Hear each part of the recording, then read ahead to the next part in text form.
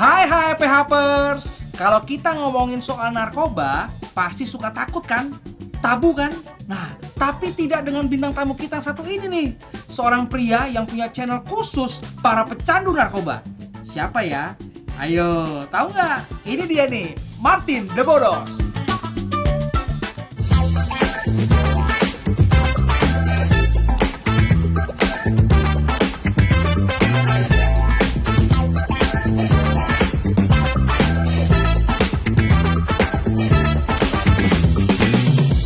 Ya, shalom, welcome back PHpers. Yes. Senang sekali hari ini kita kembali lagi dalam There There is is Hope. hope. Inilah dia, masih ada Tuhan, masih ada jawaban dan juga masih ada harapan.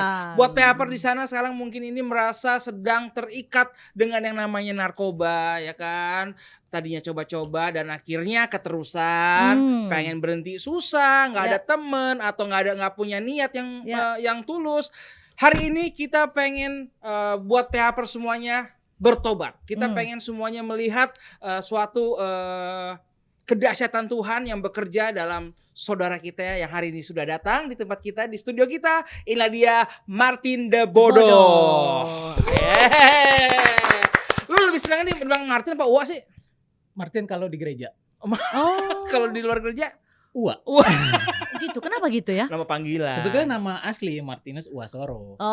Martinus Cuman Uwasoro. Uwa tuh identiknya udah negatif. Oh gitu. Padahal nama marga sialan. Oh, gitu. Terus nanti soronya di mana lagi? Uwasoro itu. Oh, Kan Uwasoro. orang Flores. Nyokap Jawa. Oh. Oke. Ya Martinus itu kan nama baptis ya. Baptis ya. Oh, Oke. oke. Good. Dan gue pengen nanya nih soal dari lu dulu seorang pengguna narkoba ya? Mantan. Betul Pak. Mantan. Nggak ditangkap kan dia Pak? Oh enggak, Kan enggak. Ini cuman apa? Enggak ada apa namanya, enggak ada cepu kok di sini. Oh enggak deh. Cuman yang nonton cepu banyak. Iya. Lu dulu apa? Kenanya apa? Saya dulu Puta Pak. Puta malah. Puta Pak. Luar biasa. Udah berapa tahun? Lumayan cukup lama Pak. Untung enggak lewat lu ya. Untung Pak. Biasanya yang main puta pasti lewat. Biasanya lewat. Tuhan masih berserta saya. Yakin itu ya. Nah, setelah puta? Setelah Puta apapun Pak, tong sampah Pak. Tong Kecuali sampah. yang mahal-mahal Pak, kayak kokain enggak. Kayak kokain enggak ya? Enggak mampu beli soalnya Pak. Kenapa alasan menggunakan putau, Martin? Alasannya sebetulnya dulu karena klise ya kalau dibilang masalah Apa? keluarga ya. Cuman karena dulu, Pelarian lo. iya, karena nyokap bokap kan pisah. Mhm. Terus karena saya anak tunggal, Oke. terus Jadi ada broken home kepahitan. lah ya, kepahitan ya. Sebetulnya bukan masalah cerainya sih saya senang. Kenapa? Iya senang karena memang harus pisah ini. Heeh. Nyokap Kenapa sama gitu? bokap. Wah, kenapa? Biar lebih damai.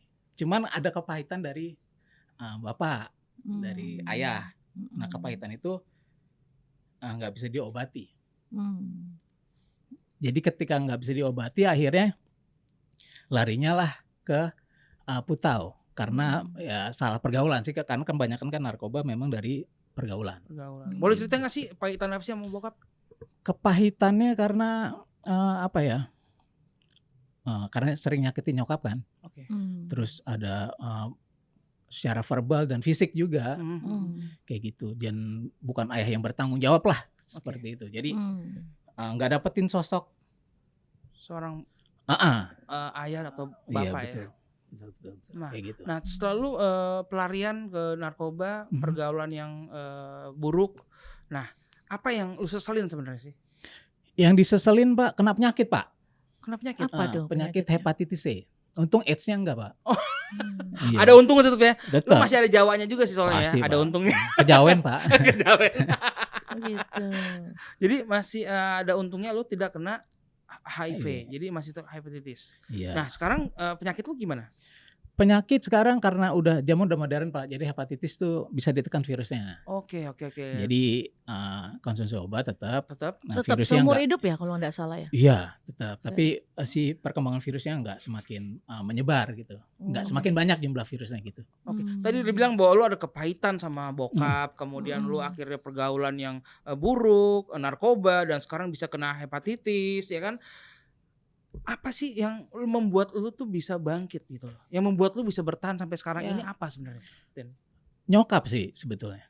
Lu lihat sosok nyokap? Iya, nyokap karena kan single fighter kan. Iya. Kalau memang satu-satunya contoh di hidup ya memang cuman ibu doang. Iya. Karena kalau waktu itu di usia 29 tahun lah ya, cukup lama juga sih. Di usia 29 tuh karena nyokap udah nggak bisa secara ekonomi karena umur kan, usia. Iya. Udah nggak bisa aktif lagi untuk bekerja. Sedangkan susah Pak, zaman waktu 2000-an Pak nyari kerja Pak. Saya Betul. jadi office boy aja ditolak Pak. Nawar jadi office boy ditolak. Iya, office boy itu kan kalau di strata sebuah perusahaan tuh paling bawah Pak. Paling bawah. Itu pun aja ditolak Pak. Susah benar Pak. Akhirnya gimana caranya ya? Ya akhirnya saya ngelihat dari ibu yang memang bisa, karena ibu kan cuma lulusan SD dan dia bisa meskipun anaknya cuma satu gitu, tapi dia bisa menyekolahkan. Yes. Dan saya nggak pernah merasa kekurangan kasih sayang dari ibu. Cuma karena ada kepahitan dari sosok bapak aja. Meskipun salah jalan di usia 29 tahun saya akhirnya memutuskan untuk berhenti. Berhenti pun saya nggak pakai rehab Pak. Nggak pakai rehab apapun. Jadi bisa berhenti begitu pakai berhenti kenapa? aja. Memang sudah dari diri sendiri atau Iya, gimana? Niat atau memang karena melihat seorang mama atau bagaimana? Pertama niat. Niat. Iya. Terus. Karena meskipun karena orang tua, kalau kita nggak ada niatnya, kalau narkoba ya pakai aja. Nah Pak. itu penting banget lu Iya. bagiin buat PH semuanya yang sekarang ini mau berhenti narkoba. Yang penting yang pertama adalah niat dari kita sendiri ya. Betul. Kalau nggak misalnya situ lingkungan mendukung tapi lu nggak ada niat, Sama percuma. aja Pak.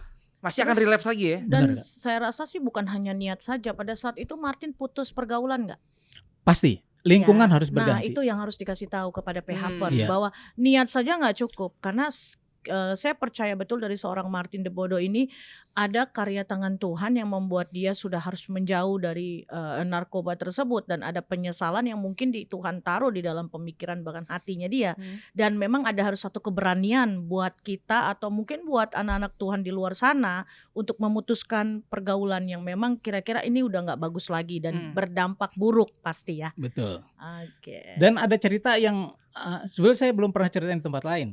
Oke. Jadi di saat umur 29 tahun itu saya lagi galau kan. Jadi ada pencarian antara masuk ke Islam atau terus menjadi seorang Kristen. Oke. Saya udah baca Al-Quran dan yang lain-lainnya. Jadi ada di sebuah jalan tuh ada warung. Di warung itu ada anaknya, saya akrab sama dia. Nah dia lah yang kasih saya kekuatan lah gitu. Nah di situ saya di antara dua pilihan. Jadi jalan itu lurus gini, kanan tuh ke Al-Azhar. Saya cita-cita jadi dai waktu itu. Kiri nyari kerjaan. Tinggal Tuhan putusin aja nih.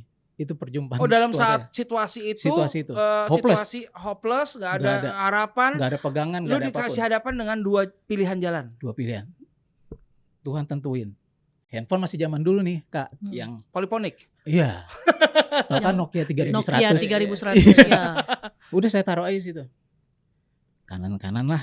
Langsung aja ke Al-Azhar, jadi dai nih. Kiri jadi kerjaan.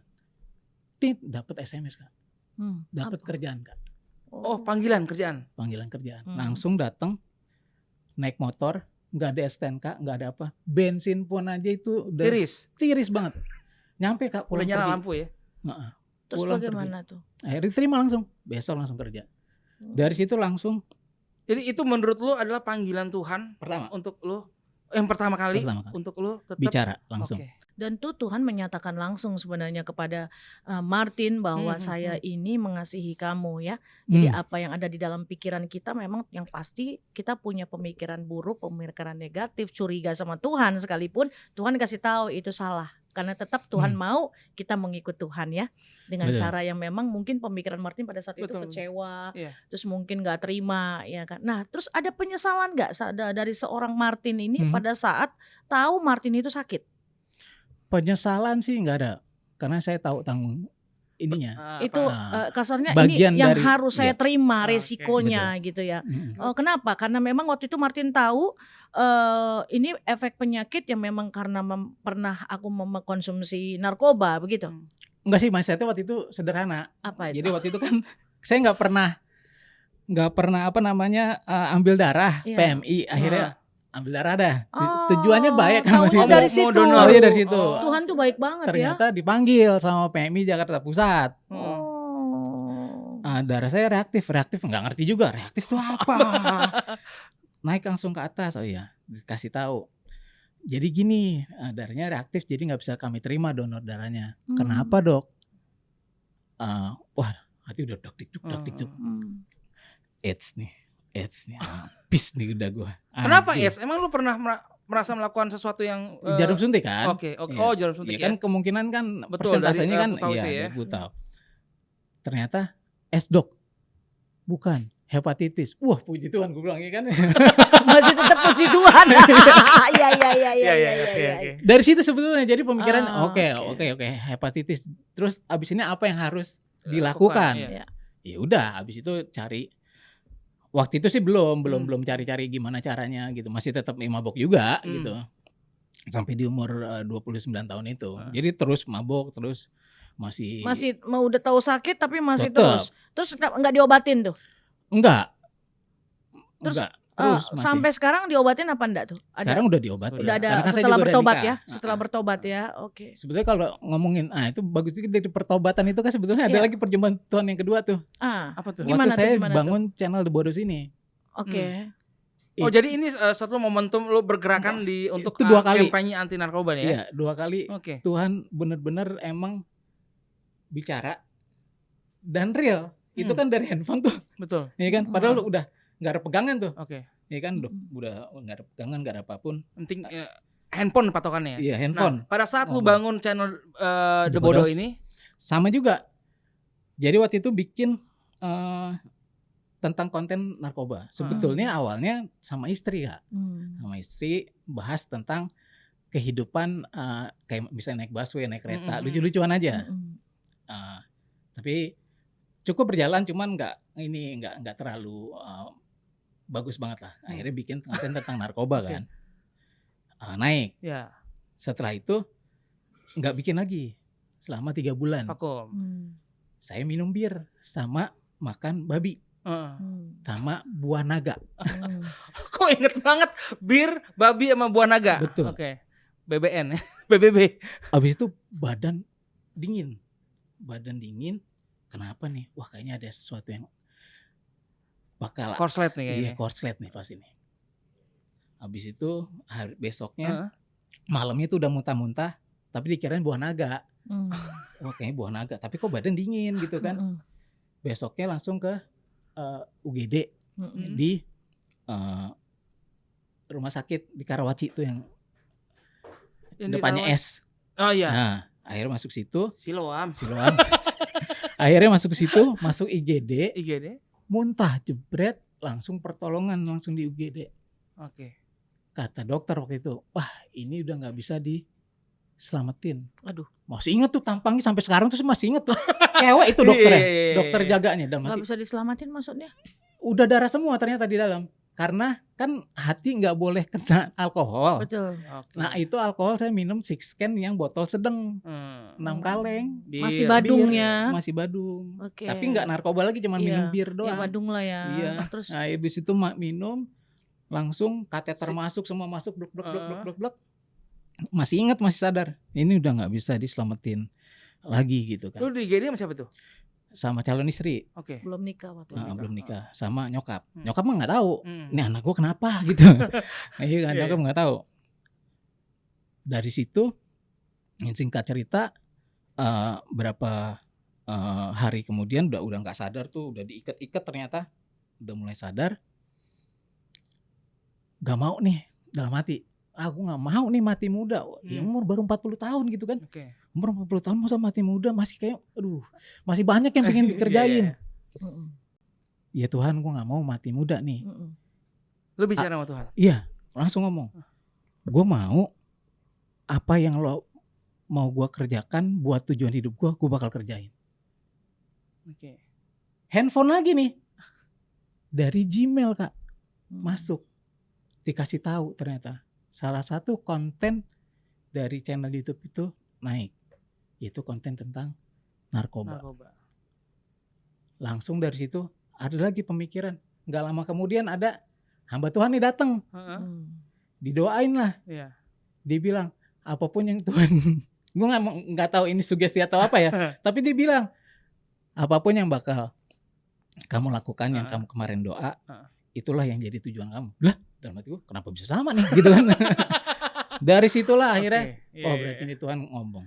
Nah, Tuhan berbicara ya. Itu nubuatan buat kamu ya. Dari situ sampai sekarang tetap terus bicara tentang narkoba. Anti narkoba ya. Iya, gerakan berkarya tanpa narkoba untuk mengedukasi masyarakat tentang bahaya narkoba seperti di channel itu. Di channel itu. Oh, wow. Gitu. Jadi memang mungkin pada saat itu Martin nggak mengerti pengalaman perjumpaan dengan Tuhan itu seperti apa, dan itu kasih mula-mula yang memang mungkin Tuhan itu secara langsung ngarahin ya. Cuman kitanya aja mungkin yang nggak mengerti maunya ini apa, karena masih ada kemauan dari Martin untuk gaya hidup dengan mungkin bebas, mungkin maunya ini, maunya itu ya kan. Nah, ternyata Tuhan udah lebih tahu dan sangat sayang sama Martin. Nah, itu PH-Pers makanya hati-hati jika saat ini PH-Pers mungkin masih setengah-setengah atau masih menggunakan barang haram tersebut ya, harap cepat bertobat dan berbalik kepada Tuhan.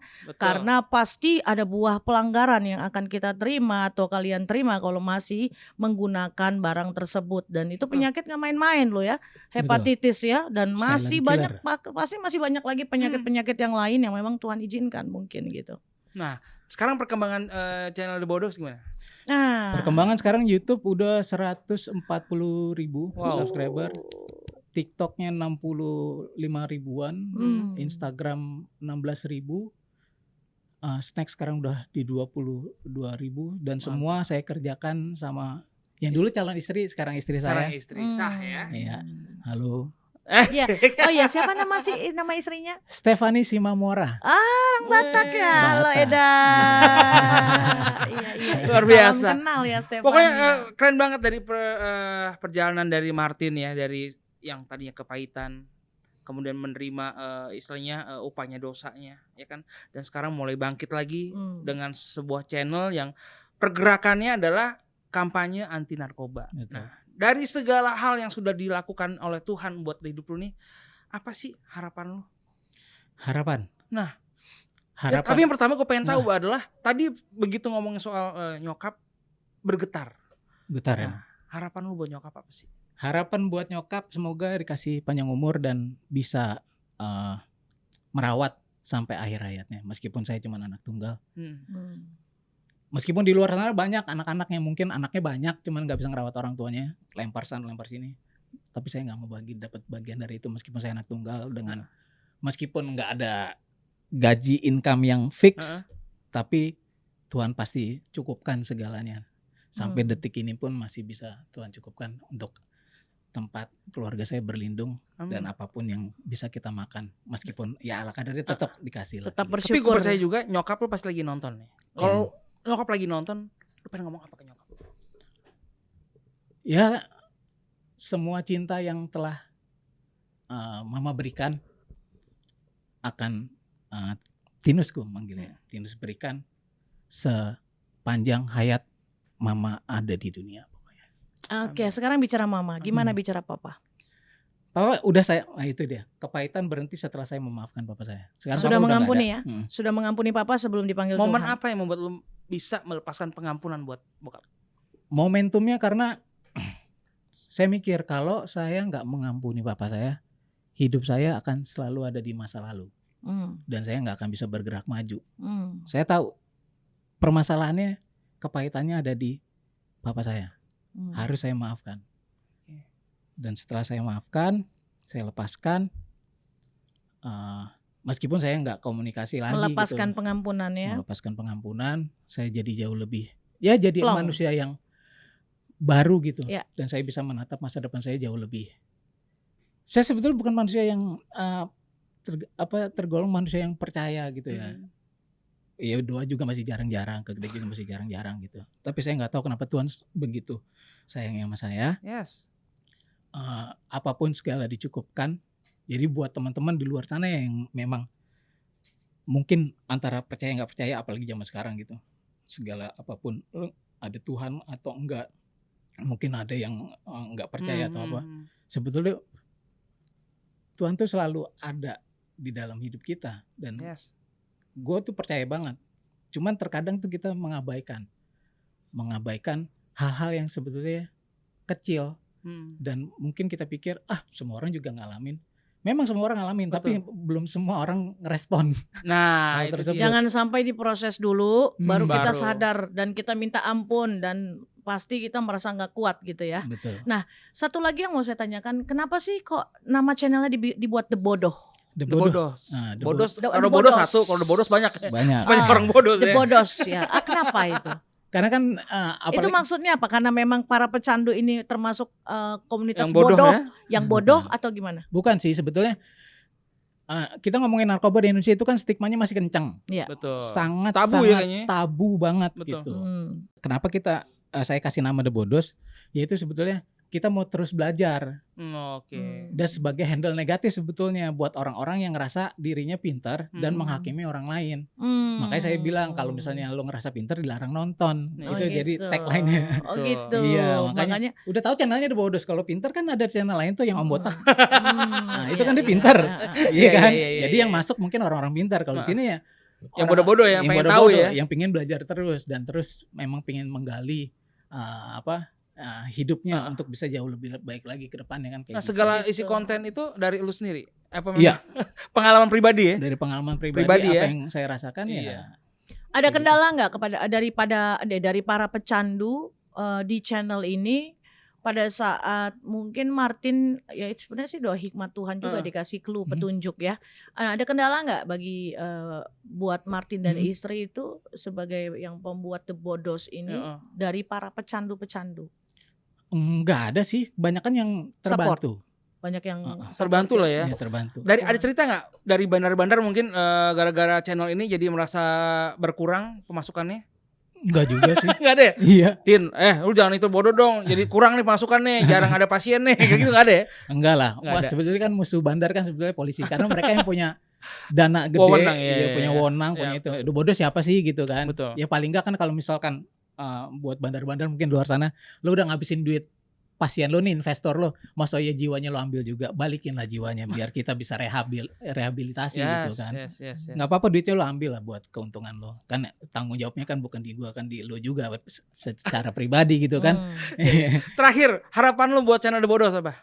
Channel ya semoga ke depan orang ngomongin narkoba seperti orang ngomongin penyakit-penyakit yang lain gitu. Karena narkoba itu kan penyakit otak kronis kan gitu. Jadi nggak ada stigma-stigma lagi. Ya untuk bandar ya tetap lah hitungannya memang harus diproses secara hukum. Tapi kalau untuk pemakai, hukum mau lihat ke gue sih? Apa? Karena gue pernah dihukum ya. Iya. Makasih Tin ya. Ini juga contoh juga buat PHPers ya. Jangan sampai ditegornya juga sampai ke penjara dulu baru sadar. Nah, jangan sampai ya. Nah, terus tapi kan jalan orang kan beda-beda ya. Beda-beda. Kayak gitu. Apa tadi Pak? Harapan buat channel. Jadi harapannya itu paling biar nggak ada stigma lagi lah di Indonesia. Jadi orang ngomongin narkoba itu seperti obrolan di warung kopi, bercanda-bercanda dan yang lain-lainnya. Cuman jadi keluarga tuh ketika anaknya kena narkoba tuh cepat sadar ya. Cepat, anakku tuh lagi sakit.